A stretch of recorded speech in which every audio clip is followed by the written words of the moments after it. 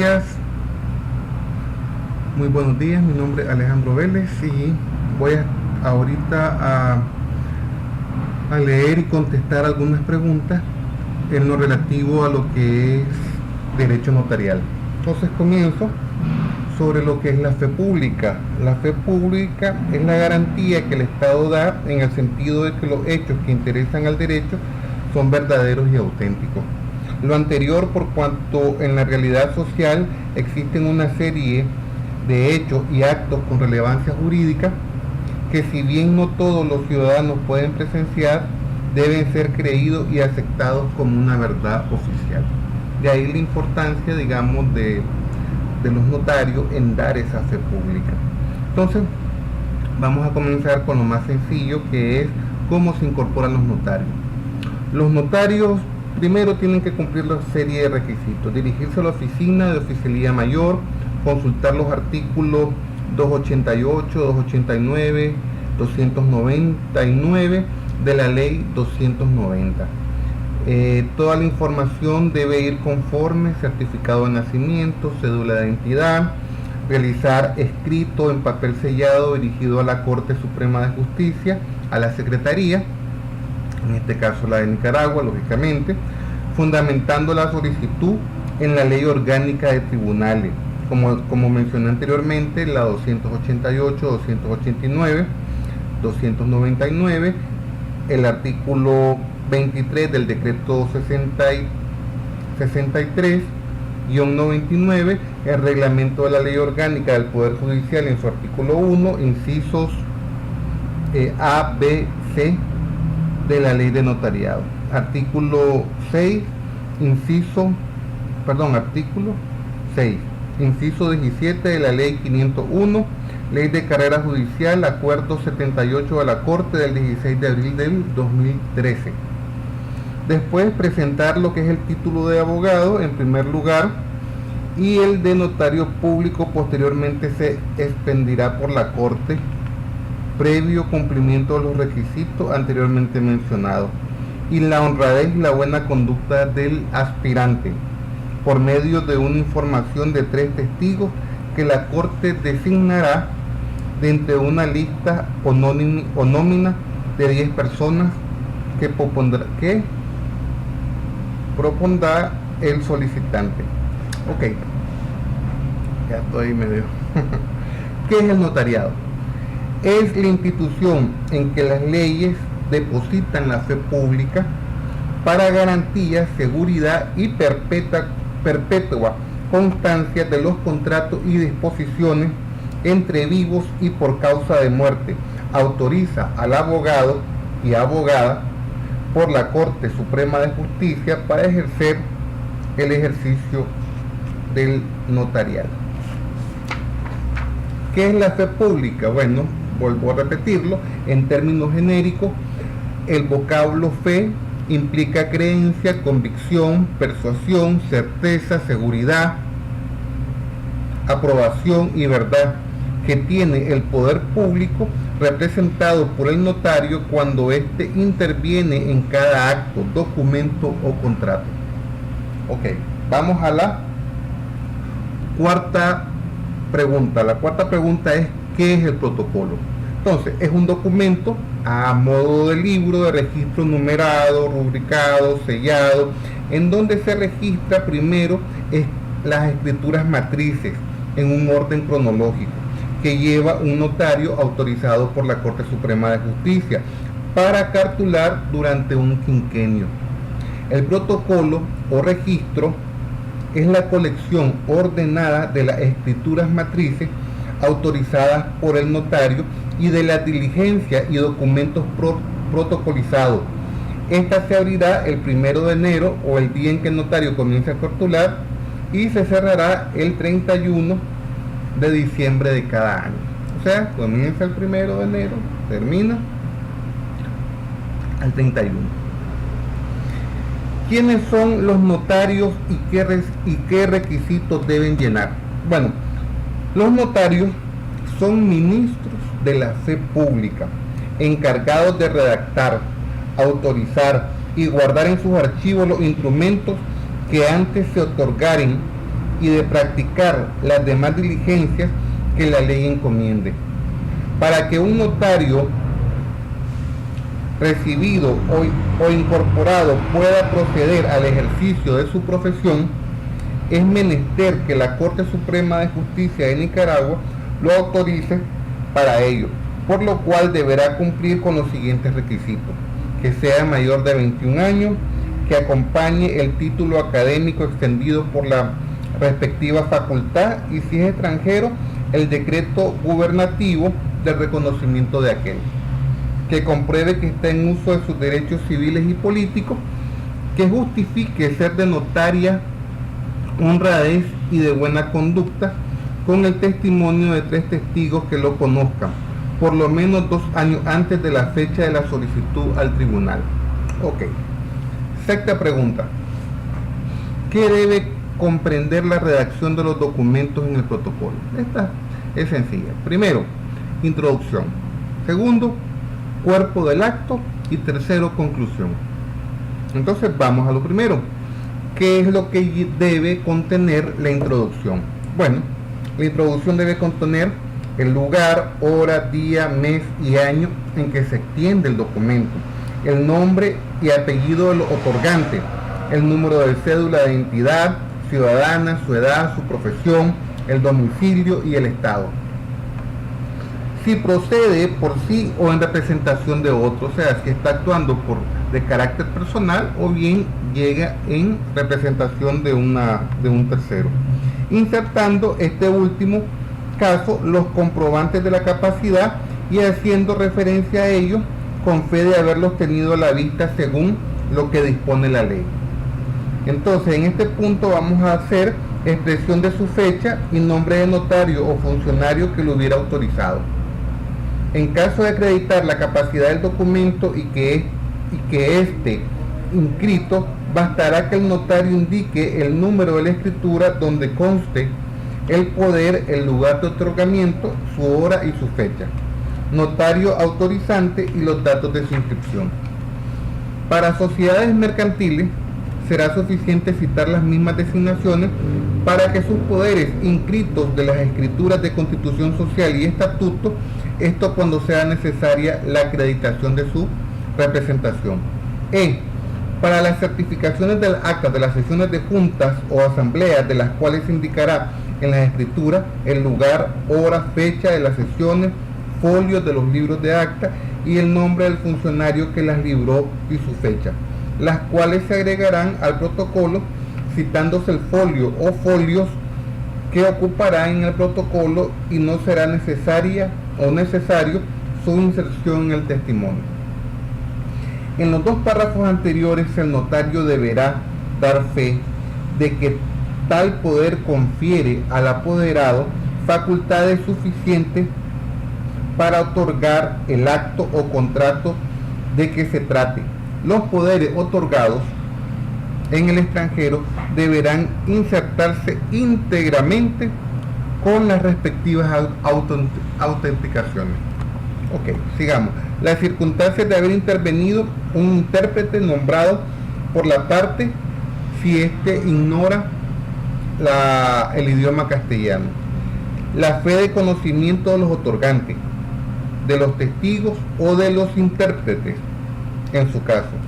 Si el cartulario no conociera a las partes o alguna de ellas, debe concurrir al otorgamiento de la escritura pública 2 testigos más que lo conozcan y sean conocidos del cartulario, para que él instruya sobre el dicho de ellos la fe de identidad. ¿Qué debe contener el cuerpo? Bueno, ahí estamos. Eso es lo que lleva la introducción, la parte en la ciudad de Managua, a las tantas horas del día tal, del año tal, ante mí, el abogado tal, con permiso, con identificación de la corte, número tal, autorizado para el quinquenio tal, que vence el día tal, del año tal. Más o menos ese es lo que es la parte. Compadecen los señores fulanito, sutanito, y ahí van poniendo sus generales de ley, si actúan de modo propio o como representación de un tercero más, etcétera. Más o menos esa es la parte introductoria. Después viene lo que es el cuerpo. ¿Qué es el cuerpo?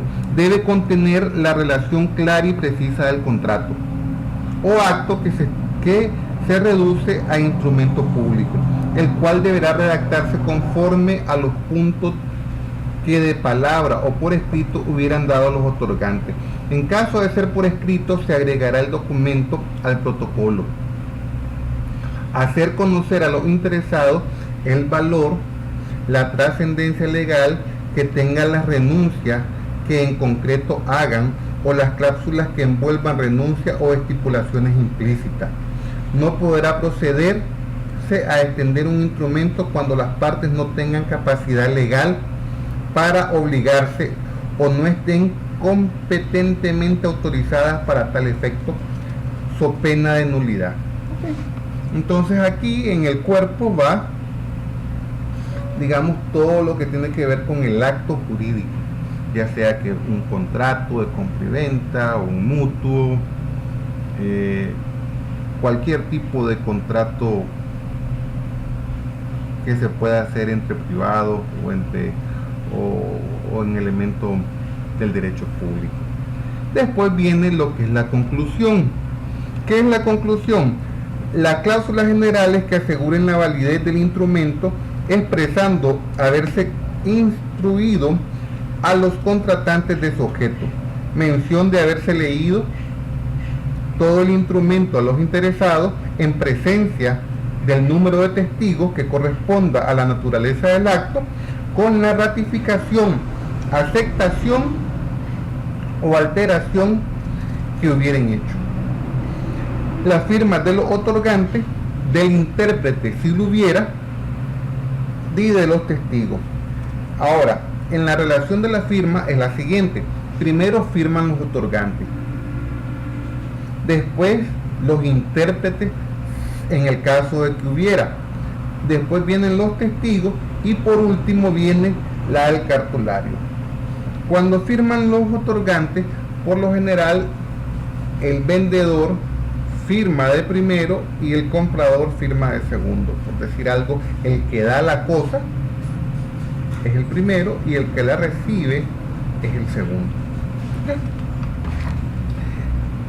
Se puede utilizar una escritura. Mientras una escritura no esté terminada ni firmada, no puede ser anulada. Pregunta número 10. ¿Qué podemos hacer si una escritura está cerrada y se nos olvidó incluir algo de importancia? Bueno, esta es una pregunta interesante.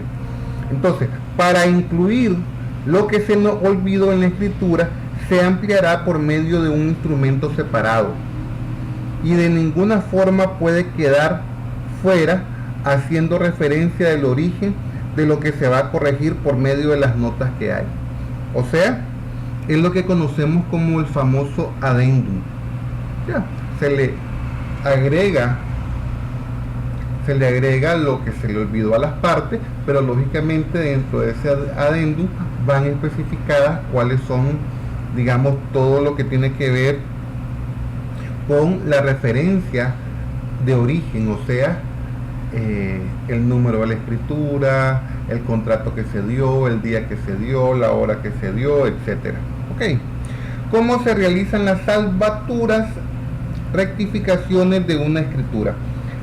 Los entrarreglanaturas deben transcribirse literalmente antes de la firma. Caso contrario, se consideran como no puestas. Para las testaduras no se consideren como una suplantación. Se tirará una línea sobre ella, de modo que quede legible al contenido. Se hará mención de la palabra que fueron testadas y que no valen. Lógicamente, al final hay una parte en la final de las escrituras donde dice tal palabra, dice literal, no vale, y se le pone como una tacha. Ya. Eso es cuando eso pasaba antes, cuando las escrituras se hacían ya sea a mano, a nivel de pluma, o se hacían en máquina de escribir. Ya con la computadora pues ya es muy difícil porque sucede ese error, pero la ley lo contempla. ¿A qué se llama copia o testimonio? Bueno, es el traslado fiel de la escritura matriz que tiene derecho a obtener los interesados de ella. Digamos, una copia. Recordemos que el contrato como tal queda en el protocolo del notario. Y lo que se libra es un testimonio, o sea, una copia fiel, un traslado fiel de la escritura matriz, que tiene derecho a obtener las partes interesadas. En ella se insertará el texto íntegro del instrumento, rubricará el notario cada una de sus hojas, expresará al fin el número de estas, cuántas son las copias que se han dado y el número correspondiente al actual, el nombre de las personas y la fecha que se da, salvando al final de ellas las testaduras o entre reglas o... Ay, Dios mío, esta palabra es toda enredada, pero bueno, son los errores que pueden llevar, digamos, entre reglones. Y la autoriza con su firma. La entrega del testimonio se anotará en el protocolo al margen de su original y esta anotación será rubricada por el notario. Eso, digamos, en el protocolo se libró un testimonio. A los años pueden llegar y miren, se me perdió el testimonio o cualquier cosa, se extiende un segundo testimonio y tengo entendido que los abogados cobran a partir del segundo, tercero, cuarto testimonio, pues más dinerito por eso. ¿Cómo deberá concluir el testimonio para un notario y para un juez? Para un notario es: paso ante mí al folio tantos de mi protocolo número tal. Para un juez dice: así en el protocolo de este juzgado del año corriente al folio tanto, firmo con el presente secretario esta primera copia solicitada por tal persona. Más o menos es distinta, digamos, cuando es un documento público emitido por un juez, ¿verdad? Y cuando es una escritura, aunque sea pública, pues ahí se publica, pero es emitida ante un notario. ¿Cuántos testimonios puede extender el notario? El notario dará a los interesados cuantos testimonios le pidieran de las escrituras relativas a obligaciones de dar, pagar, arrendamiento. ¿Ok? Hasta ahí. En este caso no pueden exceder más de una, pero si se necesitaran dos o más, se hará por mandato de un juez de distrito civil para el cumplimiento con la obligación. En los casos en que se puedan dar más de un testimonio, como los de ventas, donaciones, testimonios, poderes, compañías, cartas de pago, renuncia, legitimación de hijo o reconocimiento simplemente legítimo, esta copia de testimonio se anotará en el protocolo al margen del original y de esta anotación será rubricada por el notario. Bueno, ya lo habíamos más o menos abordado al inicio. ¿Cómo se hace la protocolización de documentos? Esta pregunta dice: la protocolización se hace agregando al registro en la fecha en que fueran presentados al notario los documentos y diligencias mandados a protocolizar. El notario pondrá al fin de dichos documentos por protocolizados una razón firmada en que conste el lugar, hora, día, mes, año en que se protocolizan el documento de hojas que contiene y el lugar y que según la foliación ocupa en el protocolo, designando los números que corresponden a la primera y última hoja. Este se hace a solicitud de parte y no por mandato judicial. Eso pasa, digamos, cuando hay una autentificación de partidas de nacimiento, una autentificación de copias y esas cosas así, entonces ya se protocoliza, digamos. Ya. Además que cualquier documento privado también puede protocolizarse. Entonces, muchas gracias, eso es todo. Estas preguntas por lo general son bastante comunes cuando estamos en las clases de derecho notarial. Espero que les haya servido y hasta luego.